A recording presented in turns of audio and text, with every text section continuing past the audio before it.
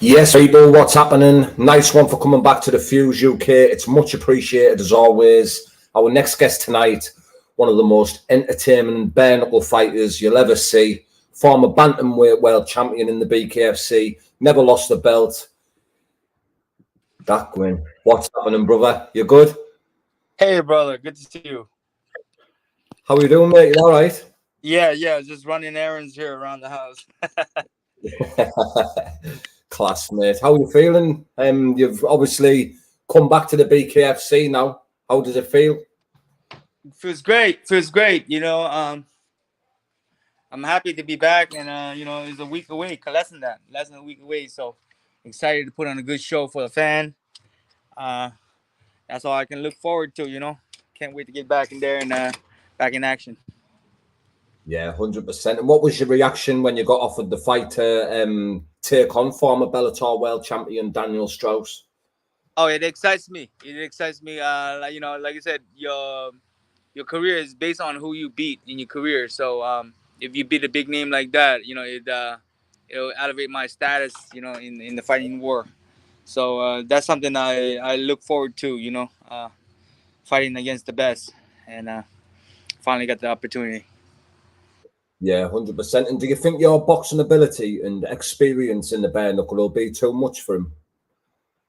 Nah, I think he's like I said, most of those MMA fighters, they look at Conor McGregor. You know what I mean? He was very well rounded with his hand. So there's a lot of fighters that actually come from boxing that goes to MMA. I mean, I spot a lot of MMA fighter as well, and they actually have really good hands. But it's just that when you fight MMA, you have a more thing to focus on. The more aspect on fighting, the full well-rounded aspect, full spectrum. I always say that. But boxing is all hands, so when you focus on all hands, you focus on your feet and everything different. So I think he'll, he's been sparring a lot of boxers, so I see that on his page. So I think he'll be ready. And is this fight a bantamweight? No, this is for the featherweight, 145, I think. Oh, Yeah, featherweight. yeah. When I won the belt from Bedford, I wanted to go to 145 and capture the title there, but David just never had the weight class. For the organization, what you call that? I can't even pronounce that word right now. Yeah, for the championship belt at 145. So they're gonna eventually, award that belt out in the next couple BKFC from now. Yeah, and so obviously you never lost the belt, did you? When you stopped fighting with the BKFC, you were champion, weren't you? Yes, I never lost the belt. I mean, like I said, just to defend the belt. Like I said, I thought, I took very little money to fight for the belt, to have the opportunity. When I fought Johnny Bedford, I took very little money to fight that to have the opportunity to be a world champion, and I thought being a world champion will allow me to make more money. But obviously, it wasn't the case, and so I was in negotiation to make to make more money. But David at that time, I think his company was still growing, and he only can pay so much to certain fighters. Um, so I just looked to go other routes in my career. So when I was a world champion, I wasn't. It didn't open up any doors for me to make bigger money. So they moved on and stripped me, and then so basically I never lost. I beat the best of the best. Johnny Bedford was undefeated. They was looking to make him the part of the face of the company, and I came and kind of ruined their plan there. Would you say your dedication and hunger is bigger than ever now? Yes. The situation is a better environment for me. I have the gym right here at my home. So like I said, when you surround yourself around the gym, you're gonna be in better shape. So I'm actually, so excited now that I have everything, God blessed me with. So just gotta focus on the next couple of years from now to be the best I could be. Yeah, would you say this is the biggest slash hardest fight of your career? I wouldn't say the biggest, but the biggest. I would say that he's the biggest name behind Palomino. Palomino was a bigger name than he was, Yeah. and but him being a Bellator world champion, that means a lot. It has a lot of weight behind that. Two-time Bellator world champion is Bellator is like right behind the UFC. So, um, So beating him will actually open more doors for me. A lot of people are intrigued to tune into this fight to see how I would do against him. A lot of people had me in my last fight as like way underdog, but I proved to a lot of people that I was able to hang in with the big name and chase Palomino around. And like I said, I didn't have a good coach, and he was running. He was trying to survive in box, and I should have had a good cornerman in my corner and tell me, look, stop chasing him around and make him come to you. Yeah, some will argue though that you won that fight. I've seen people debating and that you won, Palomino won, so it wasn't as if you took a bad loss or anything against the fight, is it? Right. I thought I won that fight 4-1 easily. He didn't do nothing. He didn't land no damage. His damage was from an elbow. He cut me with an elbow, and it's so fast that people don't realize that. I mean, if you look at it in slow motion, and I saw that, and it upsets me. But then the swelling on my face came from his headbutt. In the fourth round when I attacked him, he just bent down and put his head right there, and my face is clashed right into his head, and that's why on my left side there was a huge swelling, like a whole face. That doesn't come from a punch. A punch is like a small swelling, you know what I mean? When your whole Yeah. face is swollen like that, it came from a head, a big object. And that's like full force, a head clash around your face, and you attacking the guy, and then the guy just come at you full force with his head right in the right in your face. And that actually that looks bad on the on TV. Yeah. But obviously, other than that, he didn't land. He landed one good shot, and like I said, I was trying to force him to fight. I wanted to close the distance, but in bare knuckle, it's very hard to close the distance because there's no gloves there. So when you Yeah. close the distance, the opponent can grab onto you with the rule set in BKFC. They can grab onto you. Him being a bigger man, he was using his weight and his strength on me by pushing my head down and sitting his weight on me. And then when I was ready to set the punch, he pushed me. He pushed me off balance. At the last 10 seconds of the fight, he pushed me. So he threw me, he threw me off balance, and then he pushed my head down.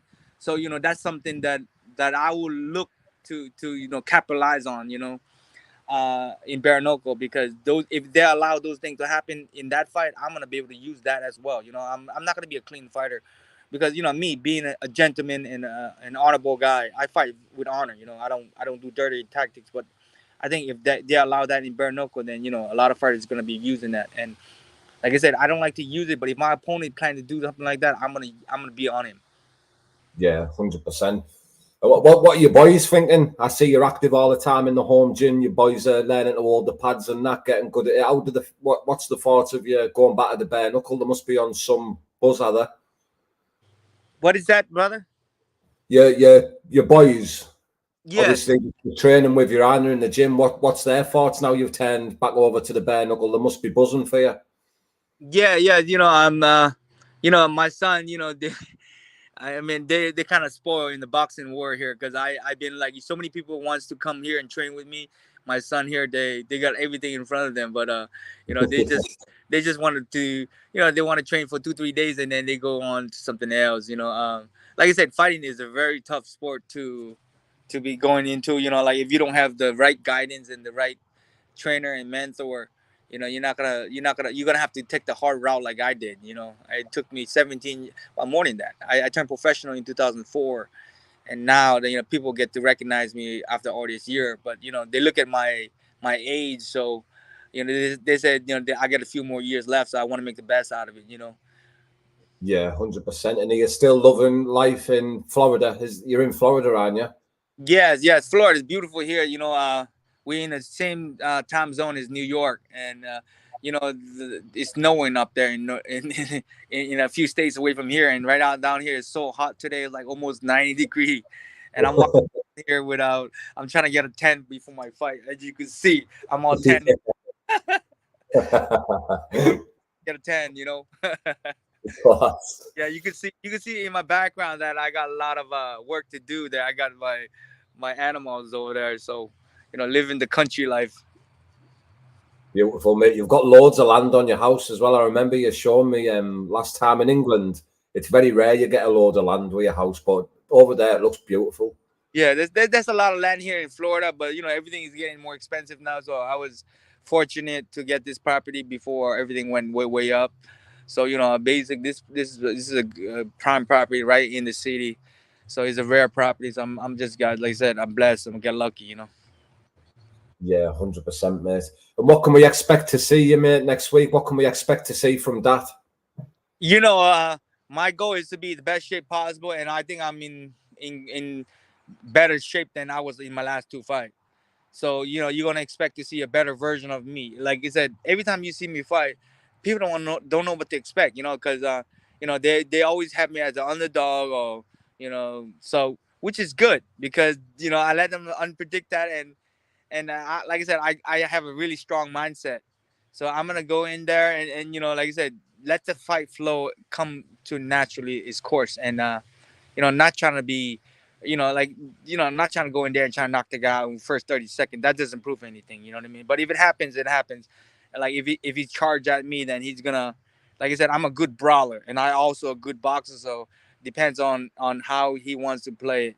But a lot of people don't get to see the complete side of me, because I always, go in there and overwhelm, trying to do too much. You cannot do too much. You gotta let the fight flow.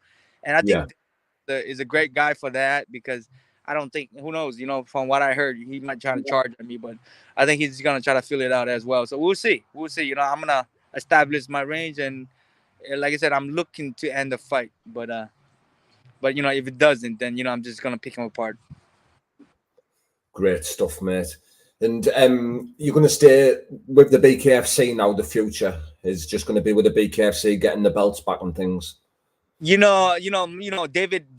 I spoke to David not too long ago, a few weeks ago, and I kind of explained to him my goal in bare knuckle, my goal in life, in fighting. And I explained to him, I said, I have a really big goal in life. I set this goal out 20 years ago when I turned professional, and I haven't achieved that goal. And I want to thank you for allowing me to go to bare knuckle and be a world champion. But my goal is to be a world champion in boxing, and also I established my whole life as a combat martial artist. To one day fight in mixed martial art. So my goal was always to fight in the UFC and be a world champion there. So he said he will allow me to do that. So first, I need to win the world title in bare knuckle again, and he will allow me to go straight to boxing and fight one of those champions. If I could be three combat sports world champion, that would actually elevate bare knuckle FC into a legitimate sports with elite athletes in there. So he said he will help me, put me in a position where I could do that, like Conor McGregor, where he went and fought Floyd. But like Yeah. I need to win the title at bare knuckle first, and then I can start calling those guys out in boxing and the UFC at 135. So I mean, my weight class is 135.